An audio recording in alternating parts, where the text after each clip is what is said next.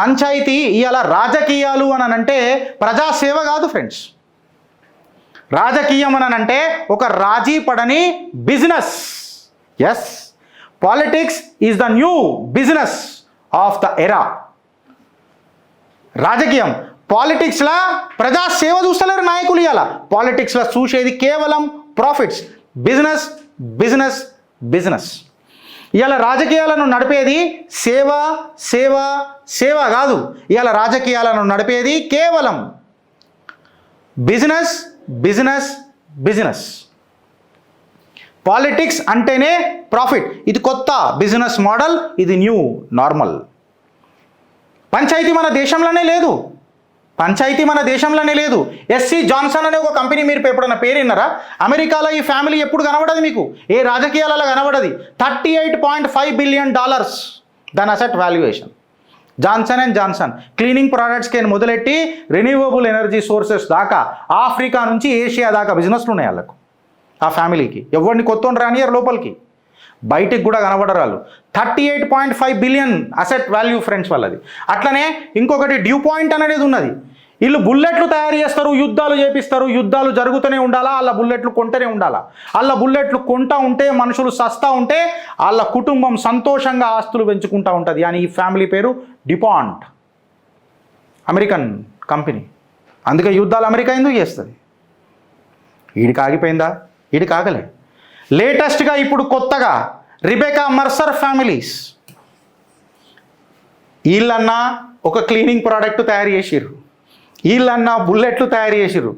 రిబెకా Mercer family ఏకంగా ట్రంప్నే launch చేసిర్రు. వాళ్ళ ప్రోడక్టే ట్రంప్. కొట్టుర్రి రిబెకా మర్సర్, కొట్టురు గూగులా. అబద్ధం ఆడితే ఎప్పుడు ముక్కు నేలకు రాస్తా. వాళ్ళు ట్రంప్నే ప్రోడక్ట్ లెక్క పెట్టి నడుపుతున్నారు వాళ్ళు. ఇప్పుడు కాదు, పంచాయతీ వెనకకేని. అట్లుంటుంది మరి. గిరీష్, అమెరికా గురించి మాట్లాడుతున్నావు, భారతదేశంలో అంటే మనోళ్ళు మైండ్తో కొట్లాడతారు కదా, ఇంకా ఖతర్నాక్ మనోళ్ళు. అది కాదురా మార్కస్, నా అంతర్గతమదన ఆవేదం నువ్వు అర్థం చేసుకోలేదా మార్కస్? ఆడెవడో పెట్టుడు పడి పెడితే నేనేంద్రా పెద్దోన్నయ్యేది? నేనే పెట్టుబడి పెడతా, నేనే పెద్దోన్నైతా, నేనే పెద్దన్ననైతా అననే రాజకీయం మన భారత్లా. యావత్ భారతదేశంలో రాజకీయ కుటుంబాలు చూడుండ్రి. ఈడ విదర్భ సింగ్ డైనాసిటీ, చౌదరి డైనాసిటీ, ముక్కొంకర యాదవ్, ములాయం సింగ్ యాదవ్ డైనాసిటీ, గొగోయ్ డైనాసిటీ, ఇగో మన డాయన్ dynasty, Mamata Banerjee dynasty, Kamal Nath dynasty. యావత్ భారతదేశంలో జోడో జోడో అని తిరుక్కుంటా భారత్ని తోడో చేస్తున్న మన జాతి రత్నాలు ఎవరు? మన గాంధీ డైనాసిటీ. ఇక్కడ జర కింద దిగినామనుకో, మన మధ్యప్రదేశ్ నుంచి దిగ్విజయ్ డైనాసిటీ, సోరోన్ డైనాసిటీ, ఇక్కడ కల్వకుంట్ల వాళ్ళ డైనాసిటీ, కరుణానిధి వాళ్ళ డైనాసిటీ. ఇప్పుడు మళ్ళీ దాని తర్వాత మన అది ఉంది కదా, హెలికాప్టర్లో వస్తాడు మన జగన్ అన్న, రావాలి జగన్ కావాలి జగన్. ఇక్కడ రెడ్డి, మన జగన్మోహన్ రెడ్డి గారి డైనాసిటీ. జర్ర మనం మీదికి ఇట్లా చూసినాం అనుకో, జర ఇట్లా మెడల్ మీదికి లేవట్టి, ఈడ అబ్దుల్లా డైనాసిటీ, ఈడనేమో ముఫ్తీ డైనాసిటీ, ఈడ బాదల్ డైనాసిటీ, ఈడ హుడా డైనాసిటీ, మన రేవంత్ అన్నకు చాలా జిగర్లలు హుడా డైనాసిటీ. మళ్ళీ ఈడ గెలాట్, ఈడ సొల్లంకి, ఈడ మళ్ళా ఠాక్రేలు, ఈడ శరద్ పవర్లు, ఈడ కుమారస్వామి. ఇక లాస్ట్కి మన ఆంధ్రప్రదేశ్ నుంచి నారా వారి పాట చంద్రబాబు నాయుడు గారు. వీళ్ళందరూ బిజినెస్నే కాదు, రాజకీయాలనే బిజినెస్ చేసేసారు. నీకు పదవి కావాలన్నా బిజినెస్, నువ్వు ఏదైనా జెండా కండువా వేసుకోవాలన్నా బిజినెస్, నీ మతలబు లేకపోతే నీ గుడ్డు సైజు పెరగాలన్నా బిజినెస్, నీ కోడు గుడ్డు పెట్టాలన్నా బిజినెస్, సిమెంట్ కాంక్రీట్ కట్టాలన్నా బిజినెస్, ఆ కాంక్రీట్ నమ్మాలన్నా బిజినెస్, ఓ ప్రాజెక్ట్ రావాలన్నా బిజినెస్, ఓ ప్రాజెక్టుని పోవాలన్నా బిజినెస్, బ్రిడ్జ్ కట్టాలన్నా బిజినెస్, ఆ బ్రిడ్జిని ఇటు తిప్పి ఆన్ జాగలకేం తీసుకొని పోయి నీ జాగను సంకాన ఆక్కిపియాలన్నా బిజినెస్. రాజకీయాలు జాతిరత్నాలు. మరి వీడికి ఆగిపోయిందా అంటే వీడికి ఆగదు ఫ్రెండ్స్. నేను అన్నగా రిబెకా మర్సర్ చూడండి, 2016 ఫోటో ఇది. చోరా చోరా చుప్కే చుప్కే వచ్చింది ఇట్లా కలిసేసి ఇట్లా అందరు క్రౌడ్ అంతా ఓ మై గాడ్ ట్రంప్ అని అన్నారు. ఇట్లా చెయ్యి ఇట్లా చూపించేసి America will be great again. అక్క 6 దొరికిందా, వెళ్ళిపోయిండు. రిబేకా మర్సర్ గారు వాళ్ళ తల్లిదండ్రులు, జన్మనిచ్చిన తల్లిదండ్రులు అంటే మీకు కొత్తగా నేర్పుతున్నారు. Don't invest in the products యార్, ఇన్వెస్ట్ ఇన్ బిజినెస్. మీ ఏరియా మండలంలో కొన్ని సెలెక్ట్ చేసుకోర్రి. రేపు పెట్టుబడి పెడతా అని చెప్పి పెట్టుబడి పెట్టుర్రి. బిజినెస్ నేర్పిస్తుర్రు. మీరు నేర్చుకోకపోతే మీకు పిచ్చెక్కుతుంది అంతే, ఇంకేం లేదు ఇక్కడ. ఎందుకు పంచాయతీ అని అంటే చూడండి, నేను మాట్లాడతలేను నాయన. టౌన్ అండ్ కంట్రీలో వచ్చింది March 17, 2017. గిరీష్ అనేటోడు ఆధారాలు ఏంది మాట్లాడాడు. ఏమని మాట్లాడుతున్నారు ఇగో చూడండి. December 3కి జస్ట్ వీక్స్ ప్రెసిడెంట్ అని నామినేట్ కాగానే ఏడు మన తాత, ఇగో మా తాత చూడసక్కని ముఖం, పొట్టు పెట్టుకో తాత జర. రైట్ వింగర్ కదా.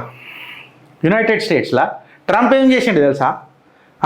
Family wealthy barely known as king makers. వీళ్ళు కింగ్ మేకర్స్ అనే ఫ్యామిలీకి వచ్చిండు. ఏడికి వచ్చిండు అంటే lavish costume party, head of harbour, tiny long island village with population of just 1000. A president రానియలే. ట్రంప్ వచ్చిండు, అందరికి సర్ప్రైజ్ ఇచ్చిండు, అనౌన్స్డ్ అపియరెన్స్ కింద ఇట్లా చెయ్యి ఊపిండు, గాయబ్. పోయిందే ఐడెక్స్ ఉంటుంది చూడు, అట్లా పోయిండు అనమాట. కెమెరా లైట్స్, నీళ్ళల్లో లైట్స్ వెలిగినాయి, బంద్ అయిపోయినాయి, పోయిండు. కట్ చేస్తే సీనేంద్రాబాయ్ గిరీష్ అని చెప్పి మనం మాట్లాడతాం కదా. కట్ చేస్తే సీనేంద్రాబాయ్ గిరీష్ అని మాట్లాడతాం కదా. డ్యూపాయింట్ ఫ్యామిలీ గురించి మనం మాట్లాడుకున్నాం. అట్లనే అమెరికాలో మెలాన్ ఫ్యామిలీ ఉన్నది, అట్లనే లాడర్ ఫ్యామిలీ ఉన్నది, మర్సర్ ఫ్యామిలీ ఉన్నది, ఇట్లాంటి ఫ్యామిలీస్ ఉన్నాయి. 2016లో ఈ క్యాంపెయిన్ వాళ్ళు మొదలెట్టిండ్రు. రిబేకా మెర్సర్ స్టెపిన్ అయింది. స్టెపిన్ అయిన తర్వాత ట్రంప్కి కావాల్సిన ఏవేవి కావాలో అన్ని చేసి, ఇంక్లూడింగ్ ఆమె స్ట్రాటజిస్ట్ని కూడా మార్చేసింది. ట్రంప్కి ఎగ్జిస్టింగ్ స్ట్రాటజీస్ని మార్చేసిన తర్వాత కంప్లీట్గా క్యాంపెయిన్ తారాస్థాయికి తీసుకొని వెళ్ళిపోయినారు. రిబేకా మర్సర్ అనేవరైతే ఉన్నారో most influential women, powerful women in పాలిటిక్స్గా నిలిచిపోయింది. వాళ్ళ అస్త్రాలను fast, sharp and dangerously effective రూపంలో అమెరికన్ పాలిటిక్స్లో ఇన్వెస్ట్మెంట్ చేసిండ్రు. కేవలం కుకీస్ తయారు చేసుకునే కాడి నుంచి ఇవాళ one of the dangerous political ఇన్ఫ్లుయెన్సర్లకు ఎదిగినరు అని అంటే, ఫ్రెండ్స్ ఒకటి మీరు అర్థం చేసుకోవాల్సింది ఏంటంటే, వాళ్ళు డేటాని మీరు కేవలం అర్థం చేసుకుంటారు, వాళ్ళు డేటాని చీలుస్తారు, ఫోరెన్సిక్ చేస్తారు, చల్లగా ఉన్న డేటాని గరం చేస్తారు, అబ్సల్యూట్ డేటా లెక్క తీసుకొస్తారు. వాళ్ళకు డేటాస్ కేవలం హెడ్లైన్స్ కాదు, ఓటర్ల యొక్క బిహేవియరల్ ప్యాటర్న్ తెలుసుకొని ఆ బిహేవియర్ని కంట్రోల్ చేసే కెపాసిటీ మీద వాళ్ళు కాబూ చేస్తారు. దాని తర్వాత క్యాంబ్రిడ్జ్ అనలిటికా లాంటి కంపెనీలు ఇవన్నీ మనం చూసే ఉంటాం. ఇవాళ రాజకీయాలు అనేటివి కంప్లీట్గా మీరు చూస్తే మన ఇండియాలో కూడా రాజకీయాలు అనేటివి క్యాంపెయిన్ టోన్ మనం తీసుకొని చూస్తే పబ్లిక్ సేవ or to that matter administration నుంచి ఎక్కువ మట్టుకు రూత్లెస్గా, సర్జికల్గా, రియాక్టివ్ మోడ్లోకి వెళ్ళిపోయినాయి. మేము కూడా గట్లనే మాట్లాడుతున్నాం. ట్రంప్ కూడా గట్లనే గెలిచిండు వెనకటికి. ఈ ట్రాన్సిషన్ అనేది స్టాఫింగ్ డెసిషన్స్కి దారి తీస్తున్నది. రాజకీయాలలో ఒక కొత్త ఇన్విజిబుల్ ఆర్కిటెక్చర్, ఈ ఇన్ఫ్లుయెన్స్ అసలు ఎక్స్పోజర్ లేకుండా కొంతమంది రపక్మని రాజకీయాలలోకి వచ్చేస్తున్నారు. అకౌంటబిలిటీ లేనోడు మన మీద కంట్రోల్ తీసుకునే కెపాసిటీలు చేస్తున్నాడు. పబ్లిక్లే ఫండ్ రేజ్ చేస్తున్నారు, ప్రైవేట్ సంస్థలు ఏర్పడుతున్నాయి, ఎన్క్రిప్టెడ్లలో చాట్స్ నడుస్తున్నాయి, పర్సనల్ మీటింగ్లు జరుగుతున్నాయి, పవర్ బ్రోకర్లు ఇన్వెస్ట్ చేస్తున్నారు. కొన్ని కుటుంబాలే పవర్ బ్రోకర్ల లాగా రాజకీయాలలో బిహేవ్ అవుతున్నాయి. ఇది మీరు కంప్లీట్గా అర్థం చేసుకున్న రోజు మీకు అర్థమవుతుంది ఫ్రెండ్స్. పాలిటీషియన్స్ ఎవరికి ఆన్సరబుల్ ఉండరు, వాళ్ళ కుటుంబ సభ్యులకు తప్ప.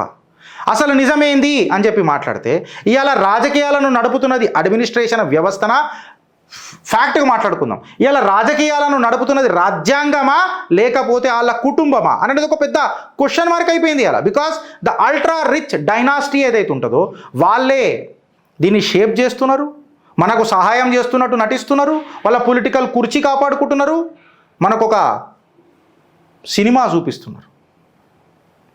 ఇవాళ ధనిక కుటుంబాలు హెడ్లైన్లలో కనబడతాయి మీకు, పెద్ద పెద్దగా రాజకీయ కుటుంబాలు. వాళ్ళకు కంపెనీలు ఏమున్నాయో అన్నది బయటపడదు, కాకపోతే వాళ్ళ ఇన్ఫ్లుయెన్షియల్ నెట్వర్క్ అనేది ప్రజాసేవ రూపంలో మనకు కనబడుతుంది. ఇవాళ ఎంపైర్ ప్రోడక్ట్ల మీద నడుస్తలేదు, పాలిటీషియన్ల మీద పెట్టుబడులు నడుస్తున్నాయి.